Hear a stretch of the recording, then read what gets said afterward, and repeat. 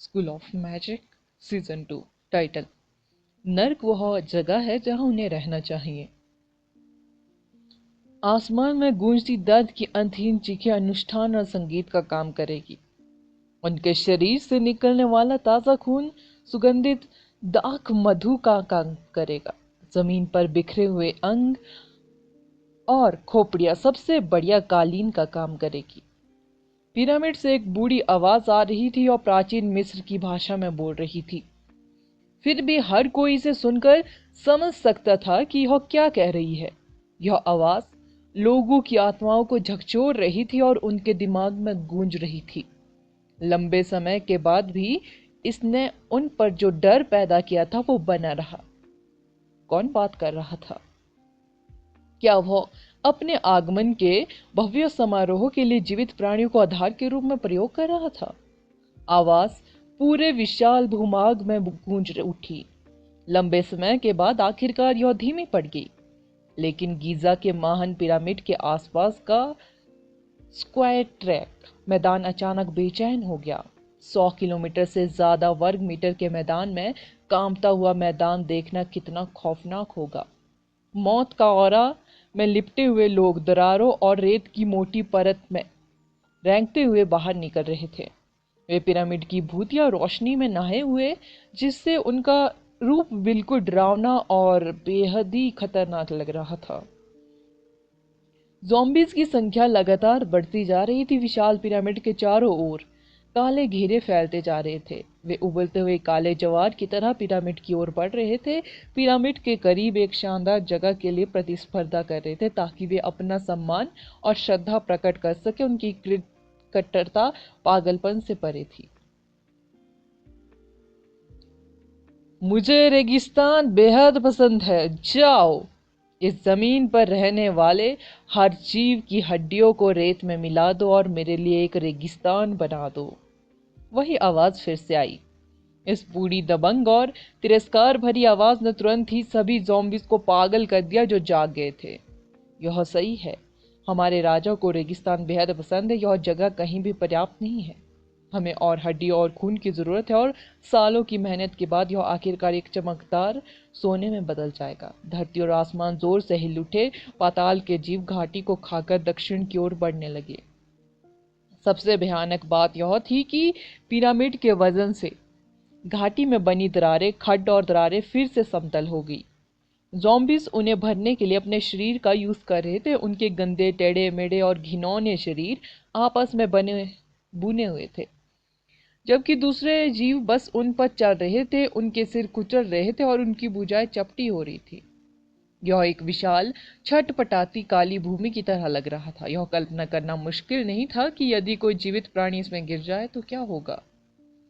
पहाड़ पर cold Prince अभी भी जोर जोर से हंस रहा था। उसकी पर्पल आंखें पागलपन से चमक रही थी, बिल्कुल अंडरवर्ल्ड के प्राणियों की तरह जो एक मजबूत रक्तपात से प्रेरित होते हैं। आखिरकार यह दिन आ ही गया। उनास कोल्ड प्रिंस से थोड़ा पीछे खड़ी थी। वह पागल भक्ति के साथ गीजा के महान पिरामिड को देख रही थी। लॉन्ग स्पैरो नामक विशालकाय व्यक्ति एक तरफ खड़ा था। एक सुपर मैजिशियन होने के बावजूद वह अंडरवर्ल्ड के जीवों को अपनी ओर आते देखकर डर गया। क्या यह यहाँ ठीक रहेंगे? ब्लू स्पैरो ने पूछा। चिंता मत करो, मैंने उसके साथ सौदा कर लिया है। कोल्ड प्रिंस मुस्कुराया। हाँ, लेकिन हमने उसे इजिशा की तरह निराश नहीं किया, उनास ने कहा। अपना सिर उठाओ और इससे भी देखो।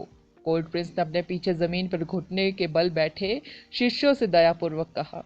उनास और टॉल स्पैरो कोल्ड प्रिंस से बस एक कदम पीछे थे। वे स्पष्ट रूप से उसके भरोसेमंद अधीनस्थ थे। उनसे कुछ कदम पीछे 7 भूत थे, नारंगी से पर्पल रंग के। मुख्य प्रत्ययनकर्ता क्रिम्सन घोस्ट आसपास नहीं थे। सामान्य तौर पर ऐसा कोई तरीका नहीं था जिससे वह समारोह में शामिल होने से चूक जाते। मुख्य प्रत्ययनकर्ता की हैसियत शैतान नगरी में रेड कार्डिनल से ज्यादा कम नहीं थी। 7 भूतों के पीछे ब्लू डीकन्स थे। आदर्श समेत हर ब्लू डीकन्स कोल्ड प्रिंस से 200 मीटर की दूरी पर घुटनों के बल बैठा था। उनकी संख्या 100 से ज्यादा थी। इस समारोह में हर ब्लू डीकन हिस्सा नहीं ले रहा था। रेड कार्डिनल के अधीन ब्लू डीकन की सामान्य संख्या से ज़्यादा लोग मौजूद थे। बाकी मेंबर सुरक्षित जगह पर चले गए थे। अगर उनकी संख्या बेहद ज़्यादा होती तो वे इस बात की गारंटी नहीं दे सकते थे कि अंडरवर्ल्ड के जीव अभी भी उन्हें निशाना बनाने और उन्हें टुकड़े टुकड़े करने की इच्छा को रोक सकते थे। नतीजन वहाँ केवल 100 से ज़्यादा ब्लू डीकन, 7 भूत, 2 एक्सचर्च और रेड कार्डिनल कोर्ट प्रिंस ही बचे थे। ये लोग कोर्ट प्रिंस के गुट के मुख्य मेंबर्स थे। आदर्श ने धीरे से अपनी नजर उठाई। उसने ब्लू डीकन, 7 गोस्ट, 2 एक्सचार्ज को पीछे देखा और कोल्ड प्रिंस की पीठ को घूरने लगा। आदर्श को आश्चर्य हुआ कि कोल्ड प्रिंस दुबला पतला और छोटा सा आदमी था। अगर वो आम दिनों में उसके पास से गुजरता तो उसे यह नहीं लगता कि वह शैतान नगरी का रेड कार्डिनल है। आदर्श ने कोल्ड प्रिंस का चेहरा तो नहीं देखा, लेकिन वो यह सुनकर आश्चर्यचकित हो गया कि रेड कार्डिनल कितना युवा लग रहा था। क्या यह संभव था कि रेड कार्डिनल वास्तव में अभी भी उतना ही युवा था? ज़ॉम्बीज़ की भारी मौजूदगी ने उन्हें घेर लिया। उन्हें तुरंत घुटन महसूस हुई। आदर्श ने पहले भी आसमान के काले होने का यही नज़ारा देखा था, फिर भी उसे ऐसा लगा कि उसका सिर फटने वाला है जब उसने इसे फिर से अनुभव किया। आगे बढ़ती ज़ॉम्बीज़ की लहर के बीच पवित्र पिरामिड अपनी विस्मयकारी उपस्थिति के साथ दृढ़ता से सुर्खियों में खड़ा था। जो होना था वह हो चुका था, लेकिन यह उसकी कल्पना से 100 यहाँ तक कि 1000 गुना ज़्यादा डरावना था।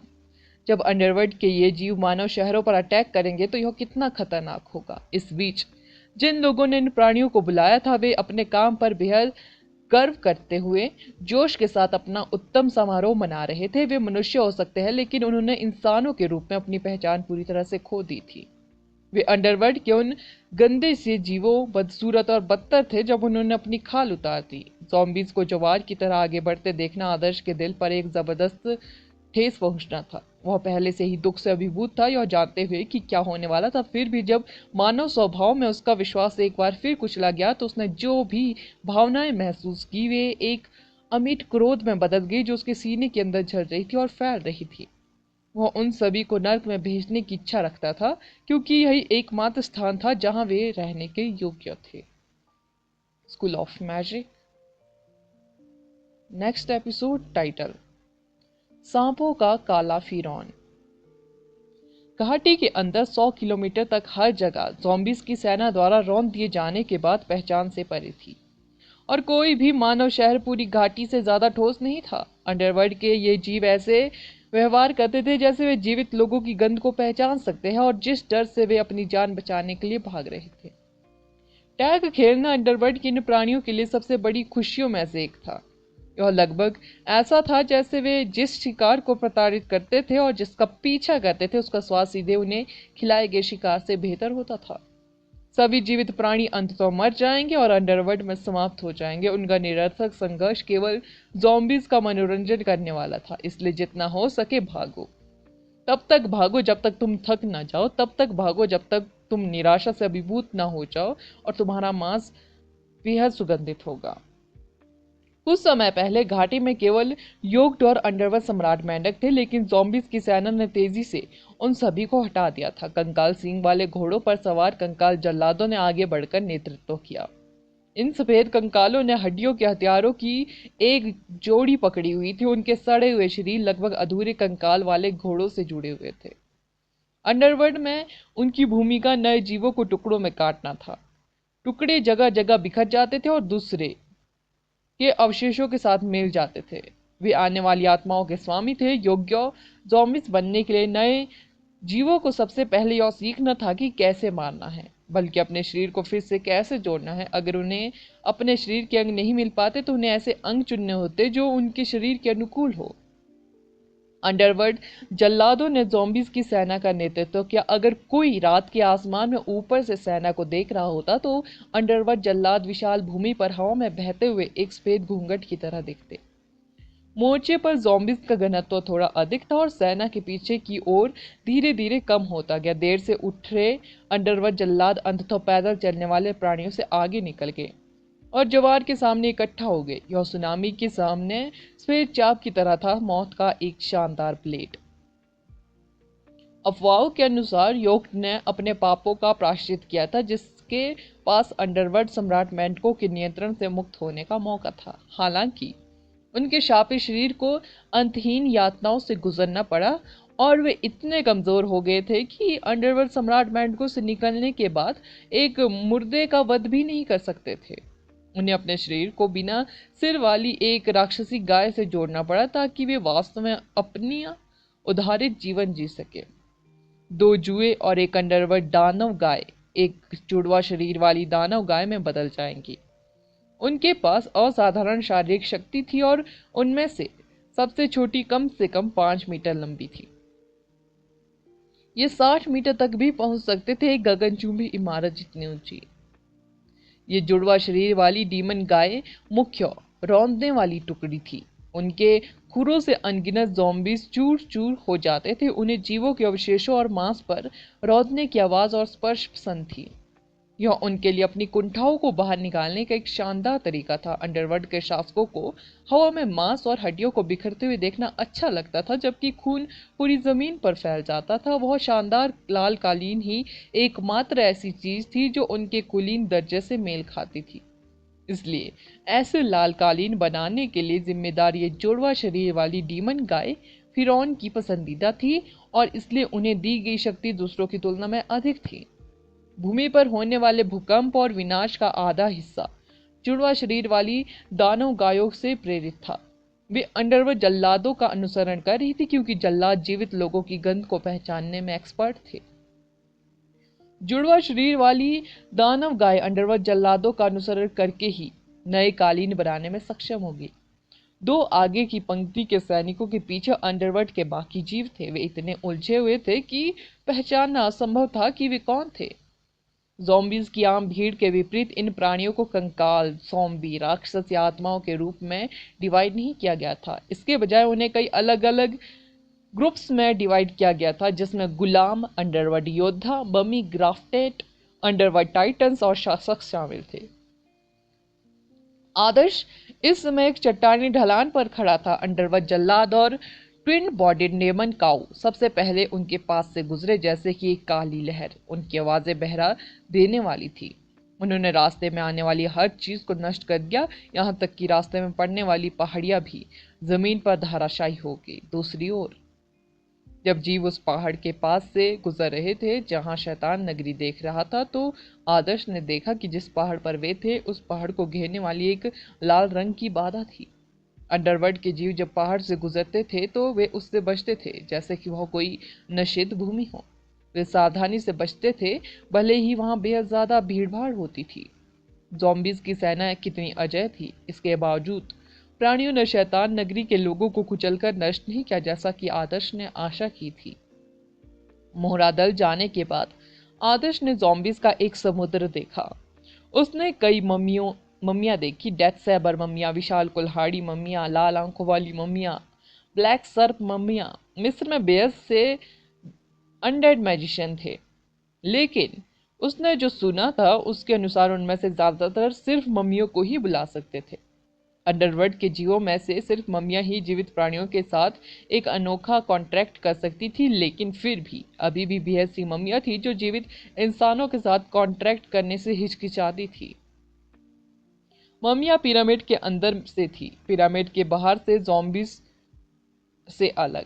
इसलिए मम्मियों की कुल ताकत भारी ज़ॉम्बीज की तुलना में काफ़ी अधिक थी। यहाँ तक कि सबसे कमज़ोर मम्मी भी एक महान योद्धा लेवल के प्राणी की ताकत रखती थी। आदर्श ने पहले भी मम्मियों के खिलाफ लड़ाई लड़ी थी। वह जानता था कि वे कितनी शक्तिशाली होती है।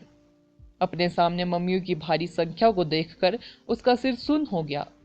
यह सोचना कि एक पिरामिड में 10,000 से ज्यादा मम्मियां होंगी। आमतौर पर प्राचीन काल में मिस्र के अधिकारी ही मम्मी के रूप में दफनाए जाते थे। आदर्श को याद है कि जनरल फैना की कमान में मृग तृष्णा के खिलाफ लड़ाई के दौरान 100 से भी कम मम्मियां थी। यह दर्शाता है कि गीजा के महान पिरामिड में मम्मियों की संख्या कितनी खतरनाक थी। वह यह सोचे बिना नहीं रह सका कि पूरे देश में कितने सैनिक केवल मम्मियों की सेना के खिलाफ खड़े हो सकेंगे। जब आदर्श अपने विचारों में खोया हुआ था तब एक काली सर्प मम्मी पहाड़ के पास से गुजरी। ब्लैक सरपेंट मम्मी का शरीर मानव जैसा था, लेकिन वह बेहद लंबा था, बिना शाखाओं वाले देवदार के पेड़ जैसा। उसका शरीर डीमन के शल्कों से कफन ढका हुआ था। उसकी भयानक गहरी सुनहरी चमक एक खतरनाक और डरावना ऑरा बिखेर रही थी। डार्क सरपेंट मम्मी का सिर पहाड़ जितना ऊंचा था। जब वह वहां से गुजरी तो उसने लाल रंग की दीवार के अंदर शैतान नगरी के लोगों की ठंडी निगाहों को देखा। लोगों को ठंडी निगाहों से देखा। दूसरे जीवों ने उनके अस्तित्व को अनदेखा कर दिया था, या शायद वे लाल रंग की दीवार के अंदर जीवित मनुष्यों को देख भी नहीं पाए थे। लेकिन डार्क सरपेंट मम्मी ने ऐसा अभिनय किया जैसे कि वह उन्हें देख सकती है। वह सीधे उनकी ओर देख रही थी, जिससे ब्लू डिकन्स बेहद घबरा गए। यह हमें देख सकती है, पायलट घोस्ट ने हाँफते हुए कहा। उसके पैर पहले से ही कांप रहे थे। अन्य ब्लू टिकन्स पूरी तरह से अपना धैर्य खो बैठे। यदि डीमन सरपेंट मम्मी ने अवरोध को नष्ट कर दिया तो वे ज़ॉम्बीज की अजय सेना के सामने उजागर हो जाएंगे। यहाँ तक कि एक निषिद्ध मैजिशियन भी इस जगह को एक टुकड़े में छोड़ने के लिए संघर्ष करेगा। नमस्ते, कोल्ड प्रिंस अपना सिर उठाकर खिलखिलाकर मुस्कुराया। डीमन सरपेंट मम्मी ने उसकी ओर देखा। उसकी आंखें तिरस्कार और उपहास से चमक रही थी। वह आगे बढ़ती रही और अपने रास्ते पर आगे बढ़ती रही। डीमन सरपेंट मम्मी क्रूर तलवार मृत्यु सेवकों के एक विशाल समूह से घिरी हुई थी। बाकी ज़ॉम्बीज इतनी अस्त व्यस्तता से आगे बढ़ रहे थे, लेकिन क्रूर तलवार मृत्यु सेवक व्यक्तिगत व्यवस्थित पंक्तियों में आगे बढ़ रहे थे। डीमन सर मम्मी ने अवरोध के अंदर इंसानों को देखा, लेकिन उसने उन पर अटैक नहीं किया। जिस तरह से वह उन्हें देख रही थी वह स्पष्ट रूप से तिरस्कार से भरा हुआ था, एक महान व्यक्ति की तरह जो बेकार भिखारियों के साथ अपना टाइम बर्बाद करने से परेशान नहीं हो सकता। कोल्ड प्रिंस को ऐसा लग रहा था कि उसे डीमन सरपेंट मम्मी की मुस्कुराहट के पीछे का मतलब समझ आ गया है। उसके चेहरे पर बचपन वाली मुस्कान धीरे धीरे अपनी चमक खोती जा रही थी। कोल्ड प्रिंस ने स्पष्ट रूप से यह नहीं सोचा था कि एक मम्मी शासक द्वारा उसे नीचा दिखाया जाएगा। उनके विचार में उनके साथ गीजा के महान पिरामिड के शासक की तरह व्यवहार किया जाना चाहिए और अंडरवर्ल्ड के प्राणियों द्वारा उनका सम्मान किया जाना चाहिए, ना कि उनके साथ इतना तिरस्कारपूर्ण व्यवहार किया जाना चाहिए। आदर्श का दिल तेजी से धड़क रहा था, क्योंकि वह डीमन सरपेंट मम्मी की पीठ को देख रहा था। वह प्राणी किस लेवल का था? उसने सिर्फ एक नजर से उन पर इतना दबाव कैसे डाला? संभवतः वह प्राचीन राजधानी के 8 ज़ॉम्बी शासकों के बराबर था। इसके अलावा आदर्श क्रूर तलवार मृत्यु सेवकों से बेहद परिचित था। अतीत में उनमें से एक दर्जन से लड़ने में उसे बेहद कठिनाई हुई थी। उसे याद आया कि डार्क स्वॉर्ड मास्टर जिसके खिलाफ उसने पहले लड़ाई लड़ी थी, उसके अधीनस्थों में केवल 100 के करीब ही तलवारें थी। लेकिन डीमन सरपेंट मम्मी के पास क्रूर तलवार मृत्यु सर्वेंट्स की 3 कंपनियां थी, जिनमें से प्रत्येक दल में 1000 थे। क्रूर तलवार मृत्यु सेवकों की 3 टुकड़ियों के साथ उसके साथ क्या हो सकता है? डीमन सरपेंट मम्मी वास्तव में एक फिरौन थी। वर्तमान में मिस्र में केवल अंडरवर्ल्ड के शासकों को ही फिरौन कहा जाएगा, जिनके पास अपना पिरामिड होगा। गीजा के महान पिरामिड स्पष्ट रूप से फिरौन खुफू का था, लेकिन किसी कारण से आदर्श को लगा कि डीमन सरपेंट मम्मी का लेवल फिरौन के लेवल का था, अन्यथा उसे इतने सारे क्रूर तलवार मृत्यु सर्वेंटों द्वारा क्यों अनुरक्षित किया जाएगा? उस आदमी ने हमें साफ साफ देखा, फिर भी उसने अटैक करने की जहमत नहीं उठाई। क्या कोल्ड प्रिंस ने अंडरवर्ल्ड के साथ कोई खास डील की है? आदर्श को आश्चर्य हुआ। इसका मतलब है कि अंडरवर्ल्ड के जीव हमेशा से अटैक करने की योजना बना रहे थे। वे इसलिए नहीं आए क्योंकि कोल्ड प्रिंस ने उन्हें बुलाया था। कोल्ड प्रिंस ने केवल उनके लिए दरवाजा खोला था। शायद यही वजह है कि सरपेंट डीमन फिरौन ने वास्तव में उसके साथ गंभीरता से व्यवहार नहीं किया। सच तो यह था कि शैतान नगरी को हराना नामुमकिन नहीं था। वे गद्दारों के झुंड की तरह थे, जिन्होंने 2 देशों के बीच युद्ध के दौरान दुश्मन के लिए दरवाजा खोल दिया था। अगर आदर्श अब शैतान बन जाता तो उसे अपने आसपास के शैतान नगरी के सभी मेंबरों को हराने में कोई परेशानी नहीं होती। School of magic next episode title स्वर्गीय रक्षारुख। इस बीच शैनमू में कुछ प्राचीन खंडरों में दूर दूर तक जमीन कांप रही थी। समीर, विनाश और कुछ अन्य लोग निराशा में परित्यक्त भूमि पर खड़े थे। क्या तुम सच में कह रहे हो? क्या यह छोटा सा रेत का टीला सच में प्राचीन दीवार का हिस्सा है? विनाश ने कहा। विनाश ने शुरू में सोचा था कि शैनमू में प्राचीन किला नॉर्थ गार्ड किले जैसा कुछ है। उसे कुछ प्राचीन मजबूत दीवारें देखने की उम्मीद थी, लेकिन उन्हें केवल रेत के ढेर मिले। यह उस महान दीवार से काफी अलग थे जिसकी उसने कल्पना की थी। रेत का एक ढेर ज़ॉम्बीज की विशाल सेना को कैसे रोक सकता है? यह एक सामान्य और सर्वेंट लेवल के प्राणी को भी नहीं रोक सकता। कई प्राचीन दर्रे छोड़ दिए गए और अब उजाड़ हो गए हैं। केवल कुछ अपेक्षाकृत प्रसिद्ध स्थान ही दीवारों को संरक्षित करने में कामयाब रहे। हालांकि पैगंबर ने पहले ही उल्लेख किया है कि पृथ्वी फव्वारा झरने के साथ प्राचीन दीवार को फिर से बनाना संभव है, समीर ने कहा। वो पैगंबर के शब्दों पर विश्वास करता था। उनकी पहली प्राथमिकता जादुई फायर बीकन को ढूंढना था। प्राचीन खंडरों को एक्टिवेट करने के लिए उन्हें पृथ्वी फव्वारा वसंत को इसमें डालना था। मैजिक फायर बीकन का पता लगाना मुश्किल था। रेत के टीले वास्तव में काफी बड़े क्षेत्र को कवर करते थे, लगभग 8 किलोमीटर वर्ग। आसपास के सभी स्थानीय लोगों को निकाल लिया गया था, इसलिए उनके पास मैजिक फायर बीकन के सही स्थान पर मार्गदर्शन करने वाला कोई नहीं था।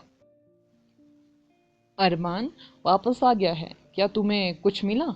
विनाश ने अरमान को देखते ही पूछा, जो आगे के क्षेत्र का पता लगाने गया था। अरमान प्रथम सेना के उत्तरी रक्षक किले का कैप्टन था। उसे प्राचीन शेनमू दर्रे की रक्षा के लिए समीर की सेना में नियुक्त किया गया था। कैप्टन अभी अभी अग्रिम मोर्चे से लौटा था और उसका चेहरा गंभीर दिख रहा था। उसके साथी भी सोच में डूबे हुए लग रहे थे। यह स्पष्ट था कि उन्होंने कुछ बेहद ही भयानक देखा था। मुझे नहीं पता कि मैं इसका वर्णन कैसे करूं। वे हमसे 30 किलोमीटर से भी कम दूरी पर है। उनकी संख्या बेहद ज्यादा है। ऐसा लगता है कि वे पूरी दुनिया को निकल जाएंगे। मैं लंबे समय से नॉर्थ गार्ड किले में हूँ। मैंने अलग अलग लेवलों पर कम से कम 10 लड़ाइयाँ लड़ी है, लेकिन उन सभी को मिलाकर भी ज़ॉम्बीज की उस सेना के 10वें हिस्से से भी कम है जो मैंने देखी थी। क्या हम वाकई उन्हें रोक सकते हैं? अरमान को पहले से ही खुद पर शक होने लगा था। उसने शुरू में ही देश की रक्षा करने की कसम खा ली थी, लेकिन दुश्मन को देखकर कोई भी अपना दृढ़ संकल्प बरकरार नहीं रख सकता था। उसका संकल्प धूल से भी छोटे टुकड़ों में बिखर गया। उसके आदमियों के चेहरे भी पीले पड़ चुके थे। वे कैसे मान सकते थे कि एक पर्याप्त दीवार उन्हें अंडरवर्ल्ड के उन क्रूर जीवों से बचा सकती है? कमांडर समीर, हमें मैजिक फायर बीकन मिल गया है। यह यहाँ से लगभग 4 किलोमीटर दूर है। एक सैनिक उनके पास आया और बताया। 4 किलोमीटर? समीर चौंका। यह अभी भी कुछ दूरी पर था। वह आसानी से अपनी पूरी स्पीड से मैजिक फायर बीकन तक पहुंच सकता था, लेकिन वह व्यक्ति नहीं था जिसे अर्थ फाउंटेन स्प्रिंग की जिम्मेदारी सौंपी गई थी। यह एक अर्थ मैजिशियन था। उसने शुरू में एक प्राचीन दर्रे की जिम्मेदारी लेने के लिए स्वेच्छा से काम किया था, लेकिन पैगंबर का मानना था कि वह एक जियोमैनस के रूप में मैजिक फायर बीकन में अर्थ फाउंटेन स्प्रिंग को इंजेक्ट करने के लिए अधिक उपयुक्त था। उसे समीर की टुकड़ी को सौंपा गया था और उसे समीर और उसकी टुकड़ी की सुरक्षा के तहत अर्थ फाउंटेन स्प्रिंग को इंजेक्ट करने का काम दिया गया था। दुश्मन जल्दी ही यहां आ जाएगा, हमें अपनी स्पीड बढ़ानी होगी, विनाश ने कहा। वे तुरंत अपने गंतव्यों की ओर दौड़ पड़े। 4 किलोमीटर की दूरी उनके लिए बेहद बड़ी नहीं थी, लेकिन समस्या यह थी कि ज़ॉम्बीज की सेना भी धीमी नहीं थी। 30 किलोमीटर की यात्रा करने में उन्हें ज्यादा टाइम नहीं लगेगा। नॉर्थ गार्ड किला रक्षा पंक्ति के केंद्र के रूप में नॉर्थ गार्ड किले में सबसे अधिक संख्या में सैनिक तैनात थे। अधिकांश बैटल मैजिशियन पीछे रह गए थे। उनका काम अपने 2 कमांडरों के साथ अपनी जमीन पर डटे रहना था। दूर से आ रही तेज गड़गड़ाहट किले तक पहुंच चुकी थी। ज़ॉम्बीज की सेना को देखने से बेहद पहले ही उनकी सांसें तेज हो गई थी। वे यहाँ है, एक कैप्टन ने वॉच टावर पर चिल्लाकर कहा। उसने आसमान में एक चमकीली रोशनी फेंकी जिससे दूसरों को संकेत मिले कि दुश्मन आ गया है। इसके बाद दुश्मनों की संख्या को दर्शाने वाली प्रकाश की एक और किरण आसमान में उठी। अगर यह सबसे ऊंचे बिंदु पर पहुंचने पर एक ही किरण रह गई तो इसका मतलब था कि दुश्मनों की संख्या 1000 से कम थी। प्रकाश की किरण रात के आसमान में उड़ी और तेजी से फैल गई। लाइट स्पीड शानदार आतिशबाजी की तरह खिल रहा था। इसने नॉर्थ गार्ड किले के सैनिकों को चकित कर दिया। इतने इतने कितने हैं? लाइट स्पीड की शाखाओं को गिनना असंभव था। भले ही उनमें से प्रत्येक 1000 दुश्मनों का प्रतिनिधित्व करती थी, दुश्मन अभी भी 10 किलोमीटर से अधिक दूरी पर था। फिर भी उनकी संख्या पहले से ही पूरे आसमान को कवर कर चुकी थी। जनरल बिनू, अब यह आप पर निर्भर है, पैगंबर ने भारी आवाज में कहा। जनरल बीनू ने सिर हिलाया। उसने दूर तक देखा। वह पहले से ही अंडरवर्ल्ड जल्लादों को दुश्मन सैनिक का नेतृत्व करते देख सकती थी। उसका दिल तेजी से धड़क रहा था, भले ही उसने खुद को पहले ही तैयार कर रखा था। सुपर लेवल पर पहुंचने के बाद से उसने कभी इतनी असहजता और डर महसूस नहीं किया था, लेकिन वह जो भावनाएं महसूस कर रही थी वे उन भावनाओं से अधिक मजबूत थी जो उसने तब महसूस की थी जब वह एक छोटे बेसिक और इंटरमीडिएट मैजिशियन के रूप में शक्तिशाली प्राणियों का सामना कर रही थी। दुश्मनों की संख्या बेहद ज्यादा थी, इतनी ज्यादा कि उन सभी को गिनना असंभव था। कोई भी बस लड़ने की इच्छा खो देता। ऐसा लगा जैसे सब कुछ नष्ट हो जाएगा, यहाँ तक कि नॉर्थ गार्ड किला, जिस पर सैनिकों को बेहद गर्व था, वह भी ज़ॉम्बीज की विशाल सेना के सामने कुछ नहीं थे। स्वर्गीय रक्षारोक, जनरल बीनू ने खुद को शांत करने के लिए गहरी सांस ली। प्राचीन दीवार को कंट्रोल करते समय उसे पूरा ध्यान देना था। अब वह डर से कांपने का जोखिम नहीं उठा सकती थी। प्राचीन दीवार को मजबूती से खड़ा करने के लिए उसे अपनी दृढ़ इच्छा शक्ति को बनाए रखना था। प्राचीन दीवार एक बार फिर जमीन से उभर आई। घुमावदार दीवारें अचानक सीधी हो गई और 7 मीटर से 50 मीटर ऊंची हो गई और अभी भी उठ रही थी। नॉर्थ गार्ड किले के सामने जल्द ही एक स्वर्गीय बांध ग्रे पत्थर दिखाई दिया। दीवारें इतनी ऊंची थी कि किला अचानक छोटा हो गया। सबसे चौंकाने वाली बात यह थी कि दीवारें 3 किलोमीटर तक पहुंचने के बाद भी दोनों दिशाओं में बगल में फैलती रही। उनकी दृष्टि की सीमा में पूरी दीवार को देखना असंभव था। कुछ समय पहले नॉर्थ गार्ड किले के ऊपर खड़े होकर सैनिक पूरी विशाल भूमि को देख पा रहे थे, लेकिन अब अचानक 10 किलोमीटर से ज्यादा लंबी पर्वत श्रृंखलाएं कहीं से दिखाई देने लगी थी। यह शानदार नजारा मानो स्वर्ग का काम था। नॉर्थ गार्ड किले के लोगों ने आखिरकार चीन की पूरी और शानदार महान दीवार को देखा था। स्वर्गीय बांध बेहद बड़ा और आश्चर्यजनक था। यह उन सैनिकों के लिए आत्मविश्वास की खुराक के रूप में काम करता था जो ज़ॉम्बीज की विशाल सेना का सामना करने वाले थे। School of magic season 2 next episode title underworld की सेना महान दीवार से टकराती है। देखो, एक फायर पिलर। यह क्या है? मुझे ऐसा क्यों लग रहा है कि कोई बेहद बड़ी चीज मेरे पास आ रही है। नॉर्थ गार्ड किले के पूर्व में एक फायर पिलर आकाश में उभरा। इसकी चकाचौंध भरी रोशनी रात के आसमान में साफ दिखाई दे रही थी, जो धीरे धीरे मौत की मौजूदगी से घिरता जा रहा था। नॉर्थ गार्ड किले में मौजूद हर कोई इसे देख सकता था। इस बीच नॉर्थ गार्ड किले से लगभग 10 किलोमीटर दूर, जहां मान दीवार का एक छोर रुका था, एक प्राचीन किला जमीन से उभरा और दीवार से जुड़ गया। इसने क्षितिज के पार रक्षा की रेखा को बढ़ाया। कमांडर हॉग दूसरे खंड के प्रभारी थे। इसने महान दीवार को 17 किलोमीटर की लंबाई तक फैला दिया, जिससे रात के आसमान के नीचे एक विशाल बांध बन गया। एक और है, यह भी महान दीवार का एक हिस्सा है। पश्चिम में आसमान में एक और फायर पिलर उभरा, जिसने घोर निराशा के बीच लोगों के लिए आशा की एक किरण जगाई। उनके दिलों में ज्वालाएं जोर से जल रही थी। तीसरा खंड नॉर्थ गार्ड किले से जुड़ा हुआ था, जो तमाम कठिनाइयों और परेशानियों के बावजूद मजबूती से खड़ा था। यह एक विशाल पर्वत की तरह शानदार था। इसने एक बार फिर नॉर्थ गार्ड किले में रहने वाले लोगों को आश्चर्यचकित कर दिया। उन्होंने शुरू में सोचा था कि उनके पूर्वजों ने उन्हें केवल टूटी हुई दीवारों और पर्याप्त किलों के कुछ हिस्से छोड़े हैं, लेकिन यह स्वर्ग की शक्ति वाली एक अविनाशी दीवार निकली। जब इसने अपना असली रूप वापस पाया तो यह वाकई चौंकाने वाला था। चौथा खंड जल्द ही जमीन से उभरा, जिसने रक्षा रेखा को 29 किलोमीटर तक बढ़ा दिया। स्वर्गीय बांध की ऊंचाई 50 से 80 मीटर के बीच थी, लेकिन यह 20 मीटर से अधिक मोटा था और इसकी लंबाई लगभग 30 किलोमीटर तक पहुंच चुकी थी।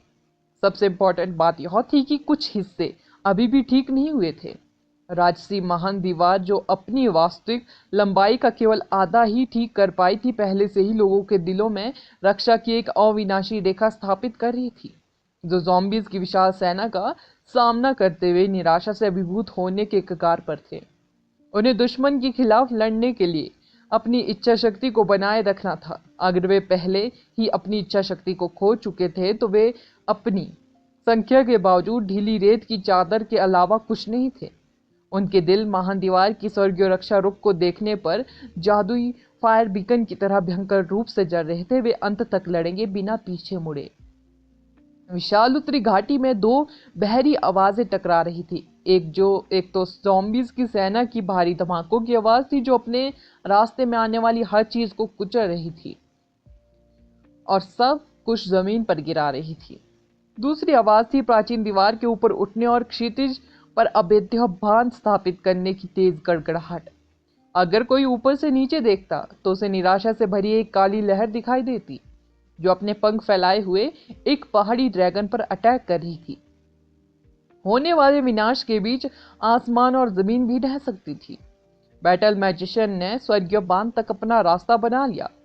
विशाल दीवार आसानी से अनगिनत जादूगरों को पकड़ सकती थी। दुर्भाग्य से उनके पास बांध को भरने के लिए पर्याप्त सैनिक नहीं थे। वे केवल गंदे ज़ॉम्बीज़ का एक सागर देख सकते थे जो हिल रहे थे और झटपटा रहे थे। इस भयानक दृश्य ने उनकी आंखों को पूरी तरह से भर दिया और उनके सिर लगभग फटने लगे। उन्हें अचानक ऐसा लगा जैसे उनके शरीर झटके खा रहे हो, मानो उन्हें हर जगह से काटा जा रहा हो। क्या क्या क्या हम सचमुच उन्हें रोक सकते हैं? हम दीवार के बिना एक सेकंड से ज्यादा जीवित नहीं रह पाएंगे। मैं इतना कांप रहा हूं कि मैं भी एक भी स्टार को कंट्रोल नहीं कर सकता। नॉर्थ गार्ड किला ज़ॉम्बीज़ की सेना का पहला लक्ष्य बन गया। शानदार दीवार पर दुश्मन के मोहरा सैनिकों ने पहला अटैक किया और प्रभाव से बुरी तरह हिल गई। दीवार की सतह पर कई दरारें दिखाई दी और मकड़ी के जाले की तरह फैलती रही। दीवार अजय नहीं थी, इसकी एक प्रतिरोध सीमा भी थी। एक मजबूत बल भी इसे तोड़ सकता था और ढहा सकता था। प्रभाव के बाद सैनिक दीवार पर स्थिर खड़े होने के लिए संघर्ष कर रहे थे। शानदार दीवार को देखने के बाद उन्होंने जो साहस जुटाया था वह दीवार के नीचे मुड़े हुए मांस के सागर का सामना करते हुए एक बार फिर खत्म हो गया। अंडरवर्ल्ड जल्लाद सेना तक पहुंच चुके थे। दीवार के टकराने के बाद उनके कंकालनुमा घोड़े चूर्ण चूर्ण हो गए। उनके अवशेष दीवार और जमीन पर कीचड़ की तरह बिखर गए। हजारों अंडरवर्ल्ड जल्लादों और उनके लाश सींग वाले घोड़ों को बिल्कुल भी धीमा होने का मौका नहीं मिला। ज़ॉम्बीज़ की एक विशाल सेना उनके पीछे आगे बढ़ रही थी। वे आगे पंक्ति के सैनिक होने के कारण बीच में रुकने का जोखिम नहीं उठा सकते थे। नतीजन दीवार पर बेहद सारा खून और मांस बिखरता रहा, जबकि उनकी हड्डियां और अंग पागल स्पीड से दीवार से टकराने के बाद बिखर गए। राजसी बांध पर और दरारें उभर आई। सामने की परत उखड़ने और ढहने लगी थी। दूसरी ओर ज़ॉम्बी सैनिकों की अग्रिम टुकड़ियां टुकड़ों में कुचली गई थी।